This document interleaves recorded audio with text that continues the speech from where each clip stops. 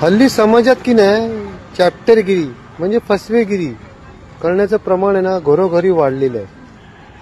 समाजात पण बापरे भयानक परिस्थिती आहे. ह्याच्यामध्ये काय होतं, जे फसवणारे लोक आहेत ना हे सरळ साध्या गरीब लोकांना फसवतात आणि त्यांच्यावरून सगळी कामं करून घेतात. पण त्यांना काय वाटतं माहिती आहे का, या गरीब साध्या सरळ लोकांना काही समजत नाही. पण त्यांना सगळं समजत असतं बरं का, सगळं समजतं त्यांना. पण त्याचा स्वभावच मूळ तसा असतो की ते नाही बनत शकत नाही, कोणाचं मन दुखू शकत नाही आणि हा त्याचाच ते फायदा घेतात.